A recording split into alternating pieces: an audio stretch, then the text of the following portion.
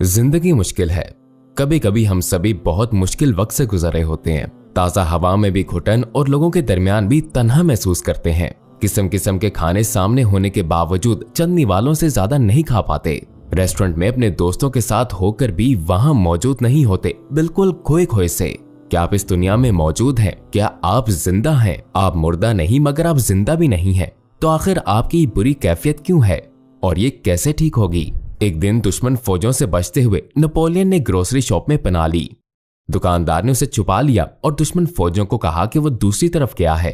बाद में नेपोलियन के गार्ड्स ग्रोसरी शॉप पर पहुंचे और नेपोलियन अपने छुपने की जगह से निकल आया। ये सोचकर कि नेपोलियन से फिर कभी मुलाकात न हो, दुकानदार ने उससे एक सवाल पूछा। सर प्लीज, मैं अपने तजस्सुस की माफी चाहता हूँ, मगर मौत को इतने करीब देखने का एहसास कैसा था? नेपोलियन अचानक गुस्से में आ गया। वो चीखा, तुम इतने तंज़ी अंदाज में मुझसे पूछने वाले कौन होते हो? उसने अपने सिपाहियों को इसे कत्ल करने का हुक्म दिया। सिपाहियों ने उसकी आंखों पर पट्टी बांधी और उसके सामने लाइन में खड़े हो गए। उन्होंने अपनी बंदूकें लोड की। वो फायर करने के लिए तैयार थे। दुकानदार सोचने लगा, ओह मैंने ये क्या कर दिया, अब तो मैं मरने वाला हूँ। उसका दिल जोर जोर से धड़क रहा था। अचानक दो हाथ पीछे से उसकी तरफ बढ़े और उसकी आंखों से पट्टी खोल दी। नेपोलियन उसके सामने खड़ा था। उसने एक जुमले में उस शख्स के सवाल का जवाब दिया, तुमने मुझसे पूछा था मौत को इतने करीब देखने का एहसास कैसा था? बिल्कुल ऐसा ही था। इसीलिए तजर्बा करके सीखना महंगा तरीन मगर सीखने का पायदार तरीन तरीका है। मसलन कोई आपसे कहे ऐसा मत करो, तुम अपनी आखिरत तबाह कर दोगे, तो आप इस पर तवज्जो तक नहीं देंगे। आप वार्निंग के इस तरीके को नहीं समझे। फिर आपकी उंगली दरवाजे में दब गई, आपकी उंगली जख्मी हो गई। आप 2-3 घंटे तक तकलीफ में रहे, मगर आप अब भी गफलत से नहीं जागे। आप इसमें छुपा पैगाम नहीं समझे, आप वार्निंग की ये जबान भी नहीं समझे। फिर आपका एक एक्सीडेंट हुआ और आप कुछ महीने अस्पताल में रहे। जब आप वहां से आए तो आप 5 वक्त के नमाजी बन गए, मगर सिर्फ चंद हफ्तों के लिए। आप अब भी नहीं जागे। आप इस बार भी वार्निंग को नहीं समझे। चूंकि आपकी गफलत और बेपरवाही बहुत शदीद है, लिहाजा आपको ज्यादा बड़ी वेकअप कॉल की जरूरत है। ऐसे हालात भी आए जब जिंदगी ने आपका सुकून तबाह कर दिया। हो सकता है कभी आपने ये भी सोचा हो, या अल्लाह मेरे साथ ही ये सब क्यों हो रहा है? बेशक खालिक ने इस कायनात में कुछ भी बेमकसद पैदा नहीं किया, लिहाजा लामहदूद हिकमत के मालिक ने इसमें भी जरूर कोई हिकमत रखी होगी, राइट? एक बड़ी वेकअप कॉल। ये याद है ना कि तजर्बा करके सीखना महंगा तरीन मगर सीखने का पायदार तरीन तरीका है। आप यही जबान समझते हैं? क्या भूल भुलियों में चलने वाला शख्स उस शख्स जितना इल्म रख सकता है जो ऊपर से उसे देख रहा हो? लिहाजा सिर्फ इस वजह से बागी ना हो कि आप इसके पीछे छुपी हिकमत नहीं समझते, क्योंकि कायनात की हिकमत आपके इल्म तक महदूद नहीं है। आप खुदा नहीं है। आपकी समझने की नाअहली का मतलब ये नहीं कि इसमें कोई हिकमत नहीं है। ये जिंदगी है, एक इम्तिहान है। आपको अफसुर्दा करने वाली कोई खबर मिल सकती है। इन तमाम बातों की आगे चलकर या बाज़ औक़ात फौरन भी हिकमत वाज़े हो जाती है। कुछ हिकमतें आपको 1 साल में, कुछ 10 साल में और कुछ तो तभी समझ आएंगी जब आप हमेशा हमेशा की दुनिया में दाखिल होंगे। तब आप इस बात पर शुक्र का सजदा करेंगे कि आपकी ख्वाहिश के खिलाफ कुछ दुआएं कबूल ना हुई। हकीकत में आपकी रूह को कुछ सर्जरीज की जरूरत होती है। जाहिर है सर्जरी में तकलीफ तो होती है। सर्जरी से गुजरने वाले ये बात जानते हैं और वो खुद को ज़हनी तौर पर तैयार कर लेते हैं। आपको भी ये बात समझ लेनी चाहिए कि आप आजमाइश में हैं।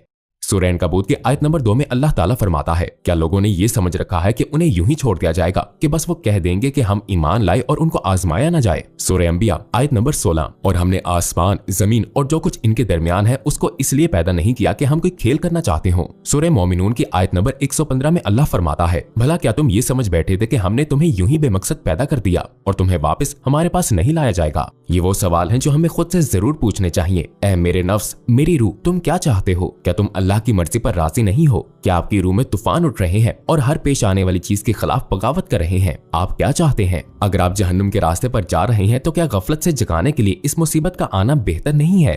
क्या आप चाहते हैं कि आपका खालिक पूरी जिंदगी आपको आपके हाल पर छोड़े रखे, चाहे आप गलत रास्ते पर चलते रहें और आपको कोई खराश तक न पहुंचे? क्या आप चाहते हैं कि मौत आपको उचक ले, वहीं आपका ट्रायल करे और फिर जहन्नुम की आग में आपकी गफलत खत्म हो? क्या आप इस पर आमीन कह सकते हैं? या आप खुद को समझ आने वाली जबान में ऐसी हिकमत चाहते हैं जो आपको गलत रास्ते से पलटा दे? ये उम्मीद ना रखें कि अल्लाह ने हमें इस दुनिया में एक परफेक्ट जिंदगी देने का वादा किया है। ऐसा कोई वादा नहीं है। इस दुनिया की फितरत है कि इसमें उतार चढ़ाव आते रहते हैं। जो पानी में उतरेगा तो गीला तो होगा, यही उसूल है। जो बाहर सर्दी में जाएगा तो उसे सर्दी तो महसूस होगी। गर्मी से आपको पसीना आता है, बिल्कुल इसी तरह इस दुनिया में कभी कोई खुशी महसूस करेगा और कभी गम और अफसुर्दगी में डूब जाएगा। उतार और चढ़ाव, वादियां और पहाड़, हमारे नबी मोहम्मद सल्लल्लाहु अलैहि वसल्लम ने भी बहुत खूबसूरती से इसे बयान फरमाया है। ये दुनिया राहत और आराम की जगह नहीं है। ऐसे सवालात के मैं तो 5 वक्त की नमाज पढ़ता हूँ, फिर ये सब मेरे साथ क्यों होता है? या क्या दीनदार लोग डिप्रेशन का शिकार हो सकते हैं? हमारे जहन में इस तरह के सवालात आ सकते हैं। जवाब ये है, क्या एक मुसलमान का बाजू टूट सकता है? जी हाँ। क्या मुसलमान दौड़ते हुए गिर सकता है? जी हाँ। क्या वो डिप्रेशन में जा सकता है? जी हाँ। डिप्रेशन भी एक टूटे हुए बाजू की तरह आजमाइश है जो किसी पर भी आ सकती है। यकीनन मजहब से हासिल होने वाला सुकून बहुत से लोगों में डिप्रेशन के इम्कानात कम कर सकता है, लेकिन अगर मुकद्दर में आपके लिए आजमाइश लिखी हो तो उससे बचना मुमकिन नहीं। चाहे आप अल्लाह के करीब ही क्यों ना हो, आपका दिल एक कैद की सजा में गिरफ्तार होता है। चाहे आप कुछ भी कर लें, आप सारी दुनिया का चक्कर लगा लें, मगर आपका दिल कैद रहता है। वैसे जो मुसीबत हम पर आती है वो हमेशा किसी गलती की इस्लाह के लिए नहीं होती, ये किसी अच्छाई को मजीद जमाने के लिए भी आ सकती है। पूरी तारीख में हजारों पैगंबर आए और आप जानते हैं कि अंबिया मासूम होते हैं। एक हदीस में एक सहाबी ने रसूल अल्लाह सल्लल्लाहु अलैहि वसल्लम से पूछा, सबसे ज्यादा सख्त आजमाइश किन लोगों पर आती है? आप सल्लल्लाहु अलैहि वसल्लम ने जवाब दिया, अंबिया पर, फिर जो उनके बाद सबसे बेहतर हों, फिर जो उनके बाद बेहतर हों। इंसान की आजमाइश उसके दीन के मुताबिक होती है। अगर वो दीन में मजबूत हो तो आजमाइश भी सख्त होती है, और अगर वो दीन में कमजोर हो तो आजमाइश भी उसी के मुताबिक होती है। ये आजमाइशें उस वक्त तक आती रहती हैं जब तक कि वो जमीन पर बगैर किसी गुनाह के ना चलने लगे। इसका मतलब ये है कि जो लोग अल्लाह के सबसे करीब होते हैं उन्हें सबसे ज्यादा आजमाइशों से गुजारा जाता है, क्योंकि उनकी सब्र की हद बहुत ज्यादा होती है। मसलन अगर किसी यूनिवर्सिटी के आखिरी साल के मैथ के इम्तिहान में प्राइमरी स्कूल का सवाल पूछा जाए तो वो बहुत आसान और बेफायदा होगा। ये तालिब इल्म को बेहतर नहीं करेगा। इसी तरह जो मुश्किलात हम पर आती हैं उनकी 3 वजूहात हो सकती हैं। पहली वजह, माजी की गलतियों पर वार्निंग। दूसरी वजह, हमारी रूह को अल्लाह से और करीब करने के लिए तरक्की। और तीसरी वजह, मुस्तकबिल में पेश आने वाले चैलेंजेस के लिए तैयारी, नज़्म ज़ब्त और तरबियत। अल्लाह ने इस दुनिया में एक परफेक्ट जिंदगी का वादा नहीं किया, लेकिन अगर हम इस आर्जी 50-60 साल की जिंदगी के उतार चढ़ाव को सब्र के साथ गुजारें और उसके अहकामात पर चलें तो उसने हमारे लिए एक परफेक्ट और हमेशा की जन्नत का वादा किया है। ऐसी दुनिया जहां कोई बुरी खबर नहीं, जहां दिल में घुटन महसूस नहीं होती, एक वसी दुनिया। मेरी जिंदगी के एक मुश्किल दौर में जब मेरा सीना गम से घुट रहा था तो एक आयत मेरे जहन में आई। अल्लाह ताला ने अपने रसूल से फरमाया, यकीनन हम जानते हैं कि जो बातें ये बनाते हैं उनसे तुम्हारा दिल तंग होता है। जब मैंने इसे पढ़ा तो हैरान रह गया। 1400 साल पहले हमारे नबी सल्लल्लाहु अलैहि वसल्लम ने भी लोगों की कही गई बातों और रवैयों के बायस ऐसा ही महसूस किया था, बल्कि इससे कई सदियां पहले हजरत मूसा अलैहिस्सलाम ने भी जरूर यही घुटन महसूस की होगी जब उन्होंने फिरौन के सामने जाने से पहले दुआ की थी। मूसा अलैहिस्सलाम ने फरमाया, परवरदिगार मेरा सीना खोल दे और मेरे लिए मेरा काम आसान बना दे और मेरी जबान में जो गिरा है उसे दूर कर दे ताकि लोग मेरी बात समझ सकें। सुभान अल्लाह। लिहाजा अगर आप इर्द गिर्द के वाकयात को हमेशा की तरह एक ही नजर से देखते रहे और मुख्तलिफ जावियों से गौर ना किया तो आप वहीं फंसे रहेंगे। इस दलदल से कभी निकल ना पाएंगे जिसमें आप हैं। हल शायद वहां हो जहां आपने ना तलाश किया, ना उम्मीद रखी और ना ही ऐसा होना मुमकिन समझा। क्या आप ये जुमला जानते हैं? आउट ऑफ द बॉक्स सोचो। उन पैगंबरों का क्या राज था जिन्होंने दुनिया की सबसे बड़ी आजमाइशों का सामना किया। जो खबर हमें गमज़दा कर देती है उन्हें इससे 100 गुना ज्यादा सख्त खबरें मिली थीं, मगर वो तो डिप्रेशन में नहीं गए। सेहतमंद अफराद की तरह उन्होंने दीन का पैगाम पहुंचाने का अपना मिशन जारी रखा और एक मिसाली इंसानी नमूना पेश किया। हमारी दुनिया की आंधियां उनके लिए ठंडी हवा के झोंकों की तरह थीं। अगरचे हम दूसरे हजारों लोगों जैसे दर्द से ही गुजरते हैं, मगर दर्द के एहसास में फर्क हमारी सोच और वाकयात को देखने के अंदाज से आता है। बात इतनी सी है कि हम अपने दिमाग में जाने वाले जुमले को क्या अहमियत देते हैं। एक बुरी खबर हमारे दिमाग में जाती है, अब हम उसे क्या अहमियत देते हैं? दरअसल राज एक ऐसे लफ्ज में छुपा है जो हर किसी ने बेशुमार दफा सुना होगा, मगर बहुत कम लोग इसे समझे होंगे। वो लफ्ज है तस्लीम और रजा। हाँ, मैं खुद को एक मुसलमान कहता हूँ, मगर क्या वाकई में अल्लाह की रजा को तस्लीम करता हूँ? तस्लीम और रजा, इसका क्या मतलब है? मुख्तसर और आसान अल्फाज में, बंदे की तरफ से अपने रब के कामों को दिल से मानना और कबूल करना, किसी एतराज के बगैर अल्लाह के मौजज़ाती और खूबसूरत मज़ाहिर को कबूल करना, पूरे दिल से, रूहानी तौर पर और अकली तौर पर। सूरह बकरा की आयत नंबर 156 में अल्लाह फरमाता है, ये वो लोग हैं कि जब उनको कोई मुसीबत पहुंचती है तो ये कहते हैं कि हम सब अल्लाह ही के हैं और हमको अल्लाह की तरफ लौट कर जाना है। तो राज क्या है? जब आप तस्लीम कर लेते हैं तो क्या होता है कि ना हल होने वाली मुश्किलात हल हो जाती हैं, मुसीबतों के ऊंचे पहाड़ सर हो जाते हैं। हम इस बात को बदिउज़्ज़मान सईद नूरसी के एक जुमले से बेहतर तौर पर समझ सकते हैं। वो फरमाते हैं, एक अक्लमंद शख्स दुनियावी मामलात से हासिल होने वाले फायदों से खुश नहीं होता, ना ही अपने नुकसानात से गमगीन होता है, क्योंकि दुनिया एक जैसी नहीं रहती, ये हरकत में रहती है और इंसान भी इसके साथ हरकत में रहता है। आप भी एक मुसाफिर हैं। तो हमारा एक सवाल है, एक अक्लमंद शख्स को दुनियावी मामलात से हासिल होने वाले फायदों पर ज्यादा खुश क्यों नहीं होना चाहिए? जवाब, क्योंकि दुनिया एक हालत पर नहीं रहती, ये हरकत में रहती है। दूसरा सवाल, एक अक्लमंद शख्स को दुनियावी मामलात में नुकसानात से ज्यादा गमगीन क्यों नहीं होना चाहिए?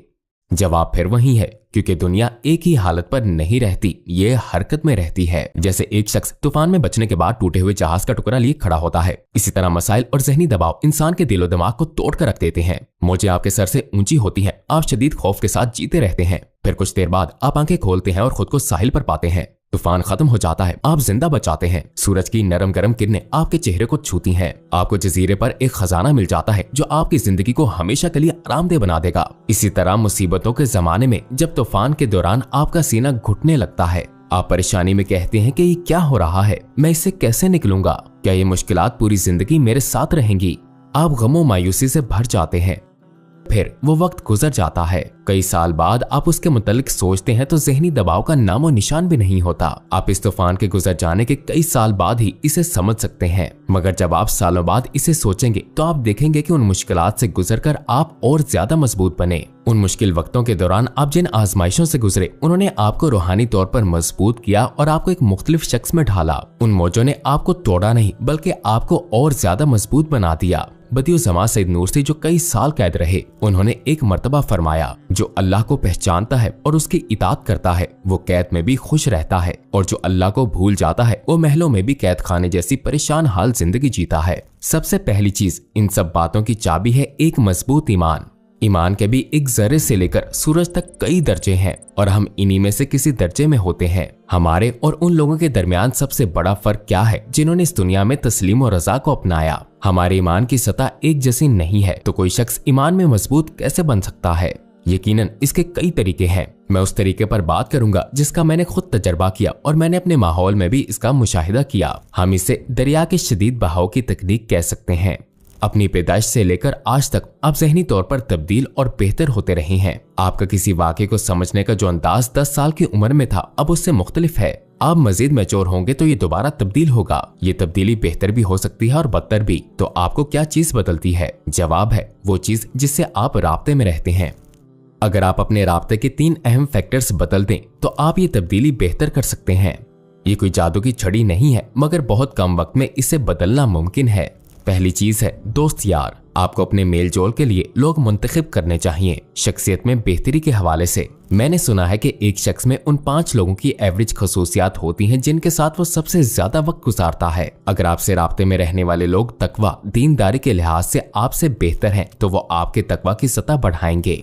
ऐसे माहौल में जहां हर कोई जुम्मे की नमाज के लिए जाता हो, वहां अगर आप में नमाज का मामूली रुझान भी है तो इम्कान है कि आप अपनी सुस्ती पर काबू पाकर उनके साथ चले जाएंगे। मगर इसके बरक्स आप जाना ना चाहें और कोई दूसरा भी ना जा रहा हो तो शायद आप ना चाहें। इस मकसद के लिए अपने फोन कॉन्टेक्ट्स को साफ करना, गैर जरूरी लोगों को निकाल देना, मजहबी दोस्तों के मजीद करीब आना, ऐसे लोगों से खुद को दूर करना होगा जो आपको गुनाह की तरफ ले जाते हैं। आप उन लोगों को जानते हैं, आप उन दोस्तों को जानते हैं, वो दोस्त जो आपको हराम लिंक्स, शराब, अल्कोहल वगैरह बेचते हैं। ये तरीका खुद ब खुद आपको ज्यादा दीनदार शख्स में ढाल देगा। दूसरी वजह आपकी देखी जाने वाली वीडियोस, चाहे वो यूट्यूब वीडियो या मूवी कुछ भी हो। ये वीडियोस या तो आपकी रूहानी मोटिवेशन को मजबूत कर सकती हैं और हमारे दिलों में इस्लाम की मोहब्बत भर सकती हैं, या ये हमें खालीपन का एहसास पैदा कर सकती हैं और हमें ये भुला सकती हैं कि हम इस दुनिया में क्यों आए हैं। जब भी आप अपनी रूहानी ताकत में कमजोरी महसूस करें तो खुद को इस्लामिक वीडियोस में मसरूफ कर लें। लगातार 20-30 वीडियोस देखें। 2 से 3 घंटों में आप नोट करेंगे कि आपकी मोटिवेशन बढ़ गई है, आप में इबादत का शौक बढ़ गया है और आपकी इबादत रस्मी नहीं बल्कि जज्बाती बन गई है। तीसरी वजह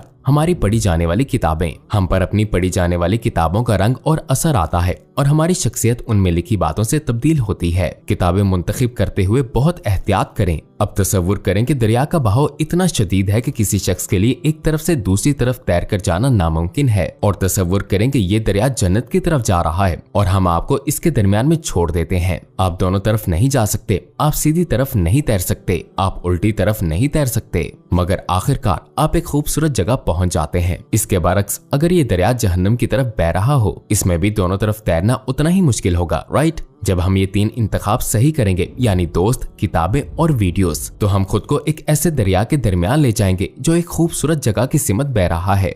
लिहाजा आप खुद फैसला कर सकते हैं कि आप किस दरिया में जाना चाहते हैं। अपने फोन कॉन्टैक्ट्स का जायजा लेकर खुद को बुराई की दावत देने वालों से दूर करने का फैसला आप पर है।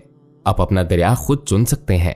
अपने सब्सक्राइब करदा चैनल्स को फिल्टर करना, अपनी लाइब्रेरी में नई और खूबसूरत किताबें शामिल करना, सब आपके हाथ में है। पूरी इंसानी तारीख में बहुत से लोगों ने अल्लाह की तस्लीम और रजा का टेस्ट कामयाबी से पास किया है, मगर उनमें से एक शख्स ने तस्लीम और रजा के 2 मुश्किल तरीन टेस्ट दिए। हजरत इब्राहीम अलैहिस्सलाम, जिन्हें अब्राहम भी कहते हैं, अल्लाह ने तस्लीम और रजा के इस हीरो को बहुत शिद्दत से आजमाया। अल्लाह ने उन्हें अपना बेटा कुर्बान करने को कहा। अपने जहन में कोई सोचे लाए बगैर इब्राहीम अलैहिस्सलाम ने छुरी ली। अपने रब के हुक्म पर अमल करते हुए उन्होंने छुरी अपने बेटे इस्माइल अलैहिस्सलाम के गले पर रख दी। हजरत इस्माइल अलैहिस्सलाम भी अपने वालिद की तरह तस्लीम और रजा का पैकर थे, मगर छुरी ने काटा नहीं। हजरत इब्राहीम अलैहिस्सलाम की फैमिली को यकीन था कि अल्लाह हमें किसी ऐसी चीज का हुक्म नहीं देगा जिसमें हिकमत ना हो। उसका हुक्म हक और सच है। जाहिर है अल्लाह उन्हें इस हुक्म के जरिए आजमाना चाहता था और इब्राहीम अलैहिस्सलाम मुकम्मल तस्लीम और रजा से इस इम्तिहान में कामयाब हुए। दूसरे वाक़े में इब्राहीम अलैहिस्सलाम को आतिश नमरूद में डाला जाना था। आग इतनी शदीद थी कि उसके शोले आसमान छू रहे थे। उसके करीब जाना भी नामुमकिन था। उन्हें इस आग में मिंजानीक के जरिए फेंका जाना था। तैयारियां हो गई थीं। जब करीब था कि इब्राहीम अलैहिस्सलाम को इन खौफनाक शोलों में फेंका जाता, जिब्राईल अलैहिस्सलाम उनके पास आए और कहा, ऐ इब्राहीम, अगर आप चाहें तो मैं ये पहाड़ नमरूद और उसकी फौज पर गिराकर उन्हें खत्म कर सकता हूँ। हजरत इब्राहीम ने पूछा, ऐ जिब्राईल, क्या अल्लाह मुझे देख रहा है? जी हाँ। ऐ जिब्राईल, क्या अल्लाह मुझे सुन रहा है? क्या अल्लाह मेरी ये हालत जानता है? जी हाँ। इब्राहीम, अल्लाह आपसे वाकिफ है। इब्राहीम अलैहिस्सलाम ने फरमाया, तो फिर मुझे आपकी मदद की जरूरत नहीं, मेरे लिए अल्लाह काफी है। और फिर उन्होंने दुआ की, हस्बुनल्लाहु व निअमल वकील, मेरे लिए अल्लाह काफी है और वो बेहतरीन कारसाज है। इब्राहीम अलैहिस्सलाम की इस तस्लीम और रजा के नतीजे में एक मौजज़ा हुआ। अगरचे उन्हें पहाड़ों जितनी बुलंद आग में फेंका गया था, मगर आग उनके लिए ठंडी और सलामती वाली बन गई। उसने उन्हें नुकसान नहीं पहुंचाया क्योंकि अल्लाह ने उन्हें अपनी हिफाजत में ले लिया था। इन दोनों वाकयात में हमें इब्राहीम अलैहिस्सलाम की तस्लीम और रजा नजर आती है। अगर अल्लाह राजी हो तो फिर चाहे सारी दुनिया आपकी दुश्मन बन जाए, चाहे कोई आपसे प्यार ना करे, चाहे सब आपसे नफरत करें, कोई फर्क नहीं पड़ता। लोगों को खुश करना मुश्किल और थका देने वाला काम है, और अगर आप उन्हें खुश कर भी दें तो क्या होगा? वो तो फानी और कमजोर मखलूक है, बिल्कुल आपकी तरह। उन लोगों से आपको क्या भलाई मिल सकती है जो खुद को भी जमीन के नीचे जाने से नहीं बचा सकते? हजरत उमर इब्ने खत्ताब से मनकूल है, जब मैं खुद को सुबह किसी भी हाल में पाता हूँ तो चाहे मुझे वो पसंद हो या ना हो, मुझे उसकी परवाह नहीं होती, क्योंकि मैं नहीं जानता कि भलाई उसमें है जो मुझे पसंद है या उसमें है जो मुझे पसंद नहीं। ऐसे वाकयात होते हैं जिनकी आप पेशगोई नहीं कर सकते। क्या उस अल्लाह पर भरोसा करने के सिवा भी कोई रास्ता है जो भलाई और बुराई दोनों को जानता है? एक तफसीर में मैंने एक जुमला पढ़ा था जो बहुत सादा मगर मेरे लिए इंतहाई मायने खेज था। इसमें लिखा था, अल्लाह खुद तुमसे ज्यादा तुम्हारा ख्याल रखता है। मेरा रब वो है जो मेरा ख्याल खुद मुझसे भी ज्यादा रखता है। एक माँ की तरह जो अपनी नींद से जागकर रात में आपको कंबल ओढ़ाती है। जब आपके पाँव में कोई नुकीली चीज चुभ जाती है तो उसकी आंखों में आंसू आ जाते हैं। जब आपको कुछ होता है तो सबसे ज्यादा वही फिक्रमंद होती है। एक माँ अपने बच्चे के लिए मौत को भी गले लगा सकती है। आपकी माँ में ये जज्बा किसने रखा?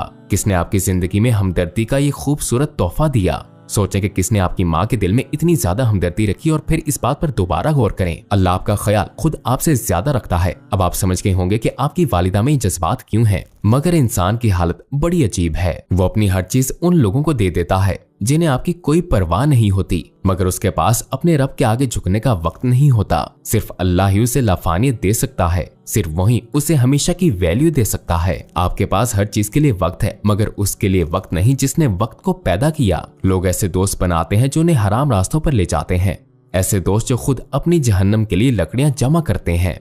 वो एक ऐसे शख्स से बिल्कुल भी मुख्तलिफ नहीं है जो पिकासो की $100 मिलियन की पेंटिंग सिर्फ $50 में बेच देता है। सस्ती सेल, है ना? दर हकीकत उनकी जिंदगियां ऐसी सस्ती सेल से भरी पड़ी हैं। हम में से किसने अपनी जिंदगी में इतनी सस्ती शॉपिंग नहीं की? हम सब इंसान हैं। हम गिरते हैं, उठते हैं, हंसते हैं और कुछ अरसे बाद जिस बात पर हंसते थे उसी पर रोते हैं। हम अल्लाह के साथ वो कुछ करते हैं जो अगर कोई और हमारे साथ करे तो हम कभी माफ न करें, लेकिन आपके रब ने कभी आपको तन्हा नहीं छोड़ा। सूरह दुहा में अल्लाह फरमाता है, ए पैगंबर, कसम है चढ़ते दिन की रोशनी की और रात की जब उसका अंधेरा बैठ जाए कि तुम्हारे रब ने ना तुम्हें छोड़ा है और ना नाराज हुआ है। कौन है जो इन अल्फाज से मुतासिर ना हो? वही रब जो कायनात को अपनी कुदरत से चलाता है। वो दिलों में आने वाले ख्यालात भी जानता है। 8 बिलियन लोगों के दिल। तुम्हारी सारी करतूतों के बावजूद मैंने तुम्हें तन्हा नहीं छोड़ा। मैं तुमसे नाराज नहीं हूँ, मैं तुम्हारे साथ हूँ। सूरह ज़ुमर की आयत नंबर 53 में अल्लाह फरमाता है, कह दो कि ए मेरे वो बंदो जिन्होंने अपनी जानों पर ज्यादती कर रखी है, अल्लाह की रहमत से मायूस ना हो। यकीन जानो अल्लाह सारे के सारे गुनाह माफ कर देता है। यकीनन वो बहुत बख्शने वाला, बड़ा मेहरबान है। ये आयत भी मेरे दिल को छूती है। और तुम उन जैसे ना हो जाना जो अल्लाह को भूल बैठे थे, तो अल्लाह ने उन्हें खुद अपने आप से गाफिल कर दिया। वाओ, अपने आप से गाफिल क्या मायनी? अपने आप को भुला देना भी एक मुसीबत होती है। तुमने अल्लाह को और खुद को भुला दिया है। तुम जीते हो मगर अल्लाह के बंदे बनकर नहीं, तुम अपनी ख्वाहिशात के बंदे बनकर जीते हो। ऐसा बंदा जो अपने नफ्स की, शैतान की हर बात मानता है। शैतान का बंदा, नफ्स का बंदा। उसे खुश करने की कोशिश में तुम खुद को भुला चुके हो। तुम अपने आप और अपना ज़मीर भुला बैठे हो, मगर अल्लाह तुम्हें तन्हा नहीं छोड़ता। अल्लाह तुम्हें नहीं भूलता। तुम खुद अपने आप को भूल जाते हो। अपना आप भुला देना। भाई और बहनों, पिछली रात बहुत से लोगों ने सोने के लिए अपनी आंखें बंद की और फिर दोबारा उन्हें ना खोल सके। आप भी उनमें से एक हो सकते थे मगर नहीं हुए। इससे पहले कि बहुत देर हो जाए, अल्लाह ने आपको मजीद वक्त दिया है। उस पर भरोसा करें और पूरे खलूस से उसके आगे झुक जाएं।